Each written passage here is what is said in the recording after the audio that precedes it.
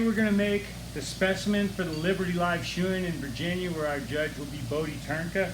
And the name of the shoe is a Staizeonalways. And to make this shoe, you kind of have to get into character, because you're going to be good and mad when you make a shoe like this, because when you first start putting on a shoe that a horse pulls off, you're like, the first couple of times it kind of gets past you, because you're like, oh, the horse never lost the shoe, and so you put it on the same way, and then the next time you come back, you're like, oh, this is becoming a habit.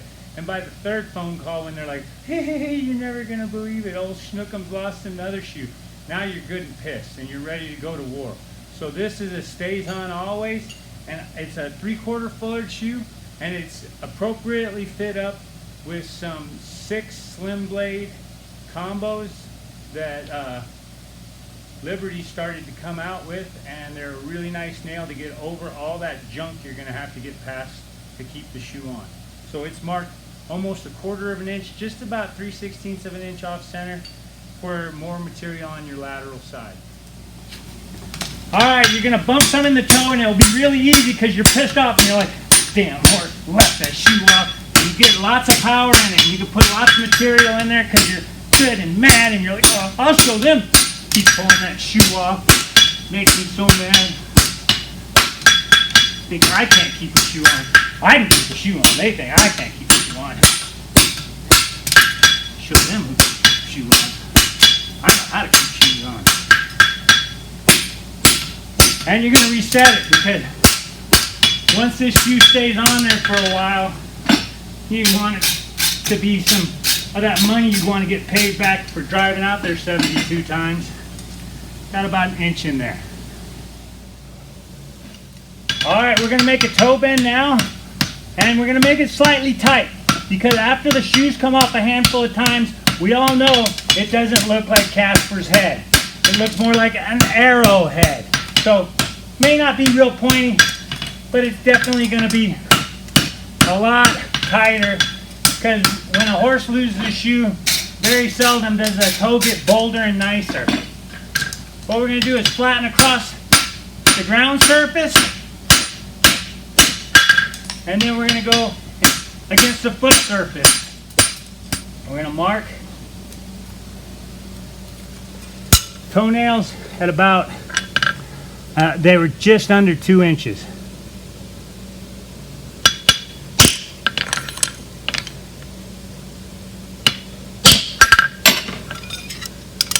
Then we'll come up here, and we're just going to blend in that branch and do the same with the other side.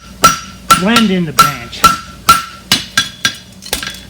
And now we'll make the outside branch first, and we're going to make a little bit of a hunter type of heel, and so we'll forge it up and do that in the straight, and then we'll finish it up in the second heat. Alright, so I'm just going to start hemming right here, and I'm going to come and I'm going to go all the way down and around, and I'm not going to go to the center quite. And then I'm going to do the same thing here, and I'm not going to go to the center, not quite. I'm going to narrow it up, because we're not looking for support. Support's what got us in this trouble in the first place. Right now we're looking to narrow it up, because the only thing we're supporting is our local gas station from driving our happy ass to put that shoe on all the time. Hang just a little bit of the barb over, and we're just getting it to where we can fit it. Now we'll mark our fullering.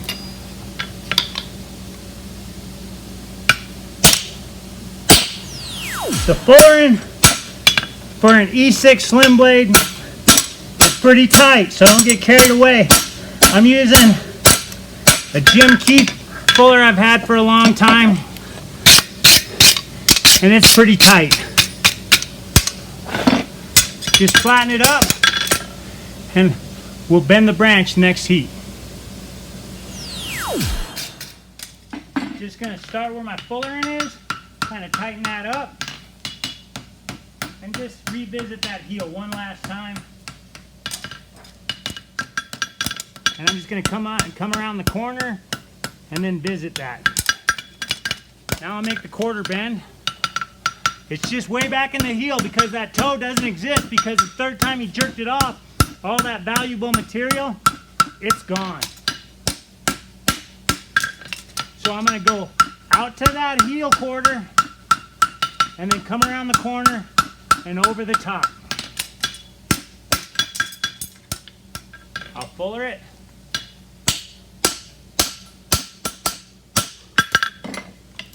And I got a nice slim punch from my 6 combo. You want to come off of that toe quite a bit because you can't get that nail back out with crease nail pullers because that head's going to go down in there. And Pritchell.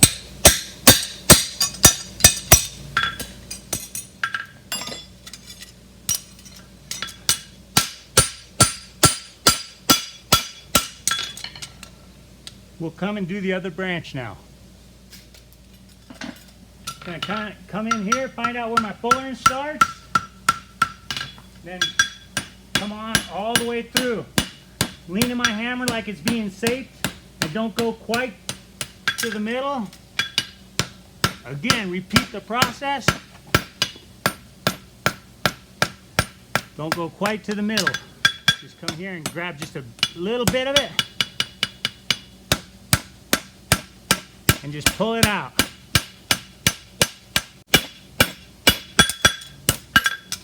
Now we'll fuller it.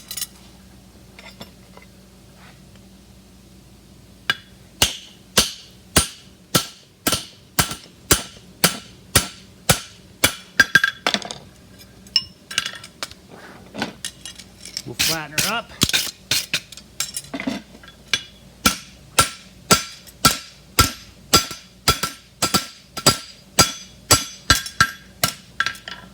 And we'll just clean up these edges and bring the heel into the center of the stock. I'm just gonna clean up from my toenail down. Come on down and sweeten everything up, and I'm leaning my hammer and go around the outside edge. Come around the inside edge. Revisit that point one more time, and then make my quarter bend.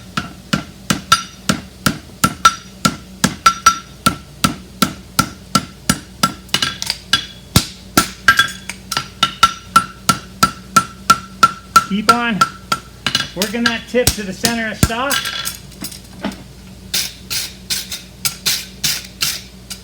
And then flatten her up real good.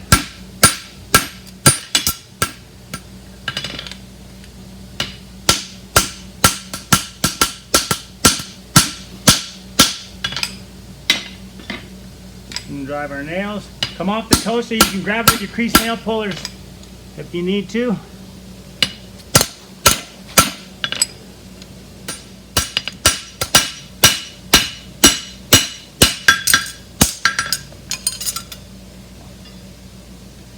And Pritchell.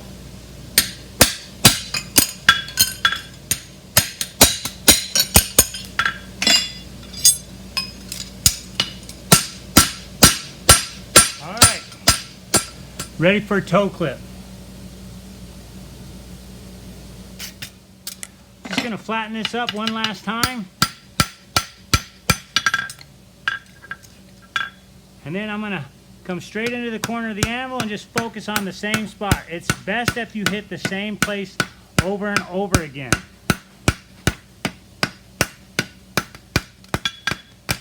I got plenty of material for my toe clip. Now I'm just gonna take that little bit of extra time to flatten it up.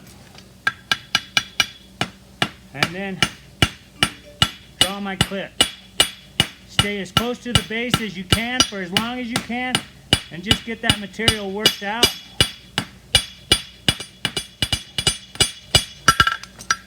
All right.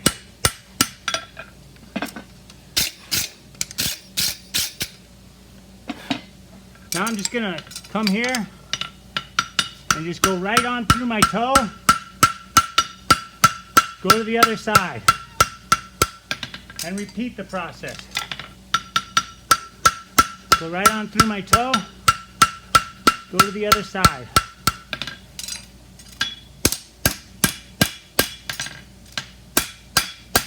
we're gonna rocker the toe, and when we rocker the toe, I'm gonna use my fullering as a mark. I'm gonna be just behind my fullering.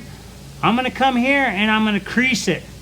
I'm not gonna work to the other side. I'm gonna crease it here, and then I'm gonna crease it here, and I'm gonna work back and forth and slowly bring them together so that it doesn't rock around on me.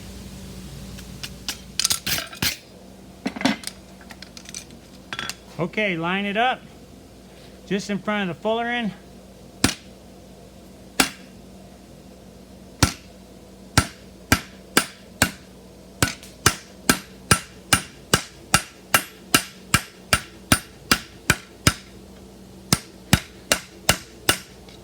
You can see now, I'm going to hold on to it over here, and I'm going to just flatten up to that rocker part. Turn it around, and flatten right up to the rocker part.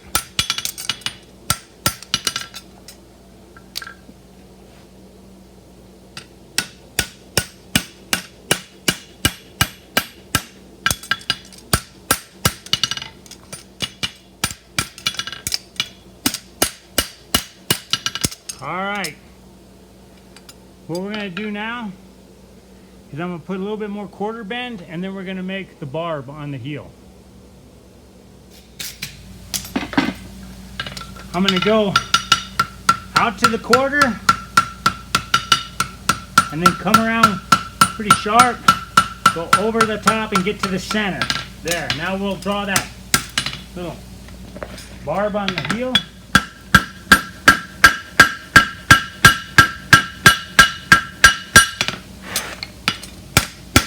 And then we'll rasp it.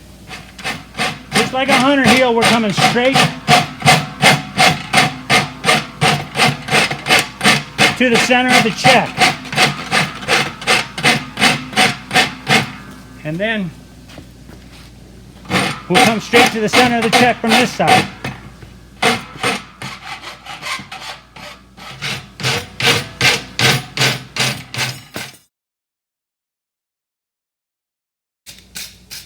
We're going to do the medial side. We're just going to kind of come around and, like I say, get that coming in. The reason we put this barb on there is because this is the most likely place that a shoe's going to come off. Is it starts at the heel.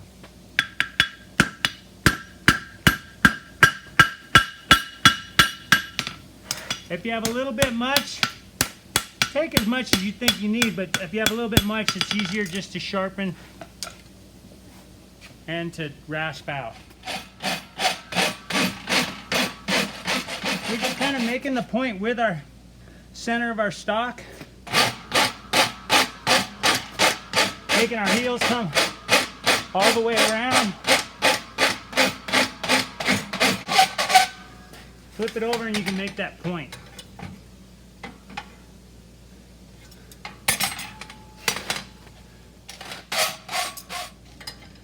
And we'll file it up a little bit and be done with it.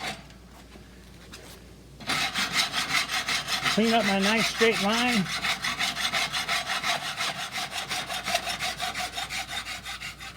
Alright, we're just going to take the cleanup heat on everything. Kind of make everything look just about right. And then I was hanging a little bit on this outside heel, so I'm just going to bring my outside heel around a little bit. Alright, the way you would fit this shoe is you'd measure, you'd have a pleasure fit, you'd leave those heels up, and you'd see exactly where your burn mark is. You'd bend that barb down. You'd want some vertical depth. If you don't have vertical depth, those could go on the back of the heels, but I drive them down into the heel, and then therefore they can't come off. You put a rocker toe because the toe's already been demolished, so you're going to have the rocker go up into the foot. And you're not going to have a bold shape because no horse on the face of the planet that loses shoes has a bold foot. They rip their quarters off.